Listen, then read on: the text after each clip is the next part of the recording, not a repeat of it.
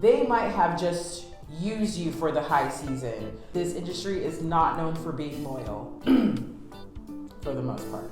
Or they might not like your prices. Here are some of the things that you can do about this dilemma. Hello and welcome back to my channel. I'm Mila the Housekeeper, and today is the first episode of Airbnb Cleaning Frequently Asked Questions, where you ask me questions and I answer it. Today, the questions are coming from my YouTube comments and my Instagram DMs. So if you do have a question that you need answered, do not be afraid to go into the comment section and leave me a question. I might choose it for the next FAQ episode. So let's get into the first question. I have a dilemma with a contact. The management company has us under contract to take care of all their vacation rental cleanings, for which we both use an app. And as guests reserve, we can see them. But for about 2 or 3 weeks now, we have seen the reservations, but the management company continues to say that guests are rescheduling. This is one of our bigger contracts during the spring and summer, but we are not sure what is going on. Any thoughts? All right, so there are a lot of companies that do this. And there are a couple of reasons why they would do this. The first reason why you might have this dilemma is because they might have just used you for the high season. Usually the spring and the summer are high season in the vacation rental industry. And if they do have a lot of units, a lot of companies understand that one company most of the time won't be able to handle all of the units. So sometimes they get 2 different companies, or sometimes they try to do in-house and hire their own cleaning staff. But this is to be expected in this industry. This industry is not known for being loyal when it comes to their cleaners, for the most part. Another point I want to make is a lot of these companies try to go in-house, meaning they try to hire their own cleaning staff because they save a lot more money instead of hiring a company.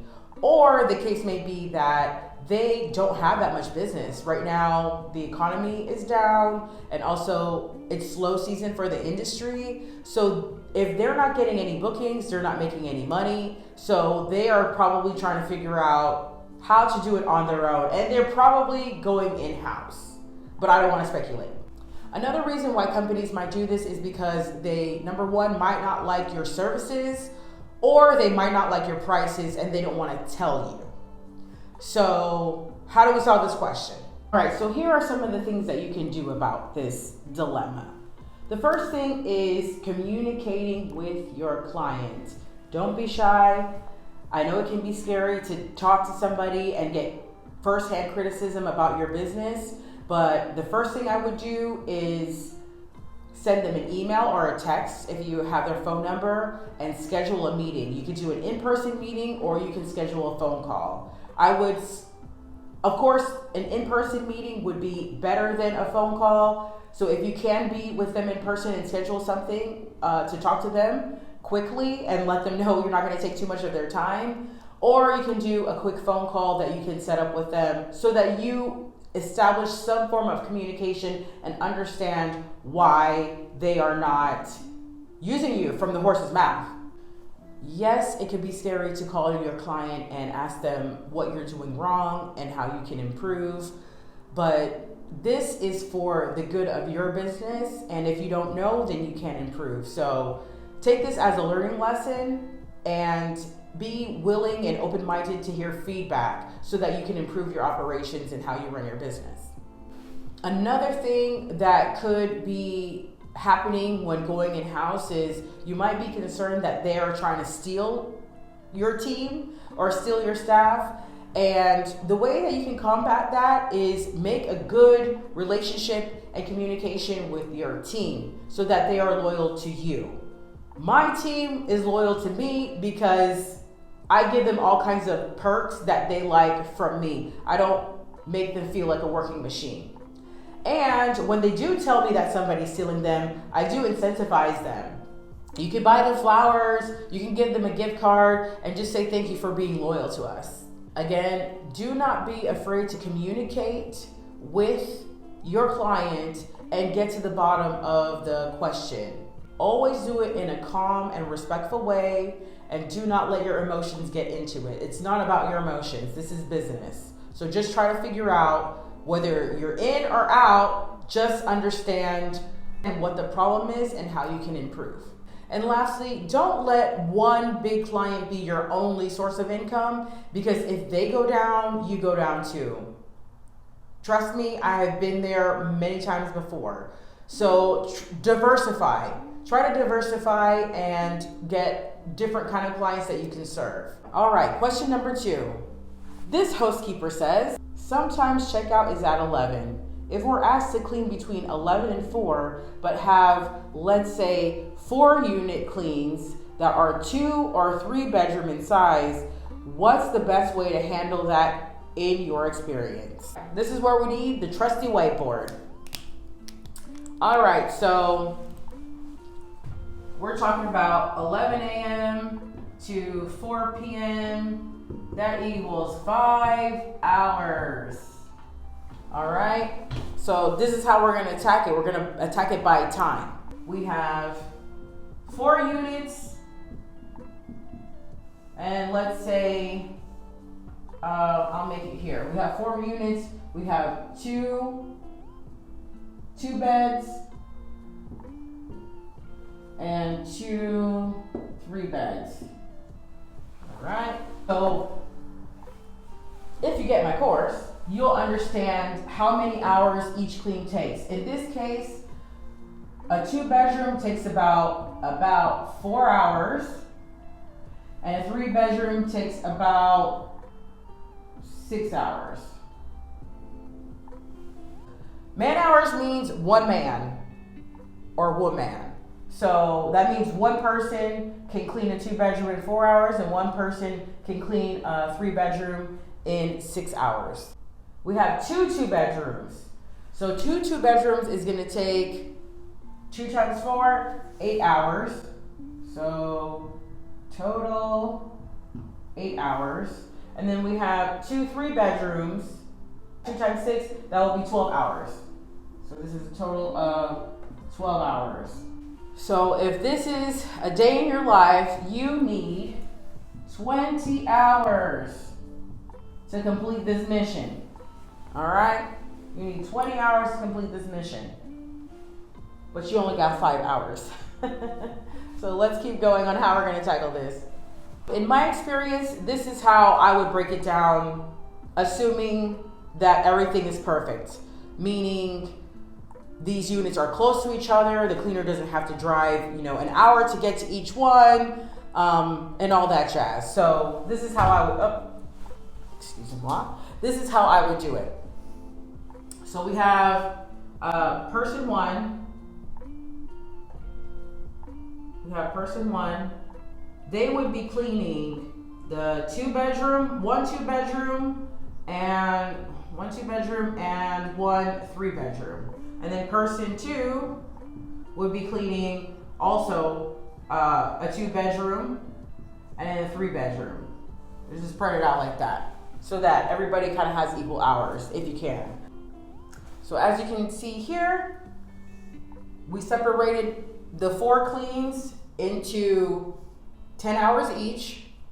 And then what we're gonna do is put 2 people on 1 clean. So as I said, 1 person can clean this.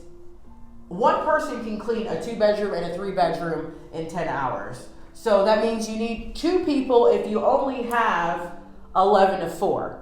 And you need 2 efficient people to go and do it from 11 to 4. So that's how I would tackle it. I put 2 people here.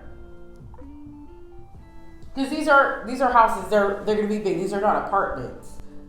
I'm assuming, did we say houses or did we say apartments? We actually don't know. They don't say a house or apartment, because you can have 2-bedroom houses and you can have 2-bedroom apartments, and same with 3-bedroom apartments and 3-bedroom houses. So if this was a house, I'm assuming that these are houses, because 2 bedrooms and 3-bedroom apartments are not going to take as long. A 2-bedroom apartment should take about 3 hours. A 3-bedroom apartment should take about 4 to 5 hours.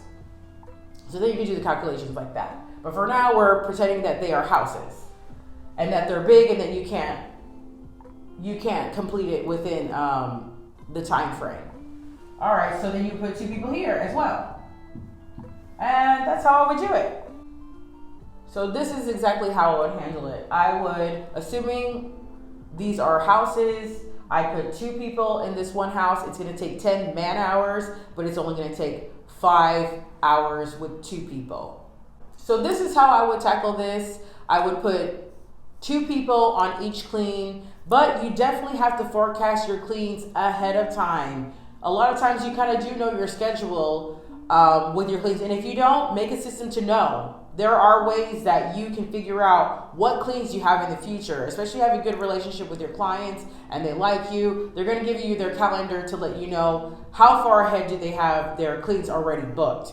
So week by week, go and look at the calendar and make sure that as you're getting more and more clients, make sure you're getting more and more staff to actually cover all of the cleans. All right, moving along.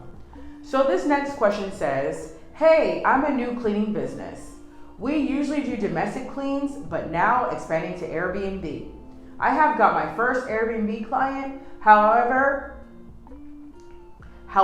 I'm not sure if we have to provide towels and linens, etc. Also, do you make contracts with Airbnb hosts to be their cleaner? Well, to answer this question, first of all, this is your business. You can run it however you want to run it.